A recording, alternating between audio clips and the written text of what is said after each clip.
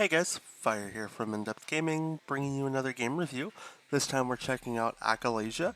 This game was developed by Bacao and published by Victory Road and released on March 31st, 2021 for a price of $4.99. So what is Acalesia? My best way to describe this game is a kind of platformer, just collector follow along game. So in this game, you play through about 11 different levels. You'll interact with a few different bosses, and your goal is to get from the beginning to the end of the stage collecting crystals. As you're collecting those crystals, you also need to avoid and dodge enemies that are constantly trying to kill you. Equipped to be able to survive is you have the ability to melee somebody with kind of like a sword stick type thing, as well as a gun that you can collect ammunition along the way to kill and attack enemies. Now, every time you play a level, when you boot up into the game, outside of the tutorial that you see here, you will actually be shown exactly what to do in the game. Now, there are these characters that you can talk to. They don't do absolutely anything for you in the game outside of add a little bit of story. You can complete the entire game never talking to a single one of them, so they're honestly kind of pointless.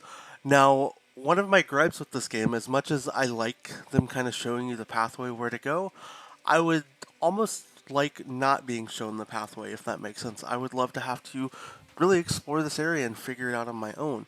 Now, when you start up any level, they show you straight the pathway you need to go from beginning to end to complete the level, but they do not show you what crystals locations are for everything. Sometimes you'll see them just because it's the nature of the levels, but you, for the most part, need to find everything on your own. Now, as you run around and explore, there's going to be all these various little enemies trying to kill you. You have a health bar at the top left of your screen, as well as a little tracker to let you know how many crystals you still need to collect. Now, keep in mind, when you're in these kind of caves and levels, everything wants to kill you. So don't touch anything. And I know that's really hard for people to not touch things, but, don't do it. The only thing you should be touching are these crystals and ladders and the exit or the A button to jump on your controller. Now, some of the things that I don't like about this game are, the way it kind of just tells you how to play it from the get-go and doesn't really give you any challenge or make you feel like you have to really try.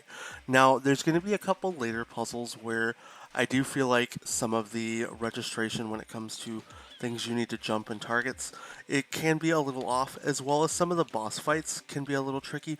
And when you're kind of trying to aim your guy here, as you can see when I was walking down, sometimes he would just aim in one direction over going where I wanted him to. So you're going to have to kind of deal with that a little bit, but overall this game is not a difficult game at all. I'd say the average gamer is going to complete this game in about 30 minutes to 1 hour, just kind of dependent on your skill level as you play through the game. Now, if you do start to run out of bullets, like I said, you do have that melee option with B, but there really is no need to try to kill all of the enemies in the game. They're pretty straightforward.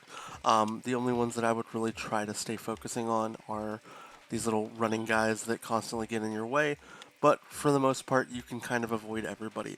As well as the same thing with like boss fights that you're going to encounter. Nobody is really, too difficult to really kill or, get past when you're playing. For the most part, it's going to be just a cakewalk to get through every level.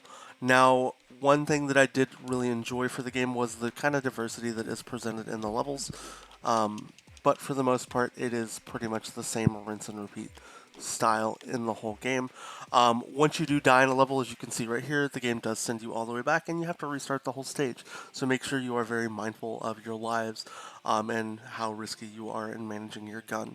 One downside that I didn't like as well with the game is there's no option to do like a level select once you do finish the game, which I definitely think is something that they should add. So it's pretty much play the game start to finish, and if something doesn't work out, or if you have, in my case, a couple achievements not unlocked properly once you complete those stages, unfortunately you do have to kind of restart the entire thing just to get to those achievements. So unfortunately I have to play the entire game again to get those achievements. So if you do run into any issues, it is happening. I spoke to a couple fellow creator friends. They didn't run into the issues, but it does exist. Overall, though, I'd say if you wanted to pick up Acalesia, it's not too bad of a game, but there's nothing too great about it. I'm going to give the game a 5 out of 10. It's a quick, short completion. It's only $5, but, there's not a lot there. It's pretty simplistic in what you're doing in the game. seems to be more like a quick achievement catered game versus a game that you're going to get, replayability and a lot of, dive time into. Outside of that, if you guys do want to pick up the game, as always, we'll have a link down in the description. If you have any questions about the game, let us know down in the comments, and I hope you guys have a great day. We'll catch you guys next time.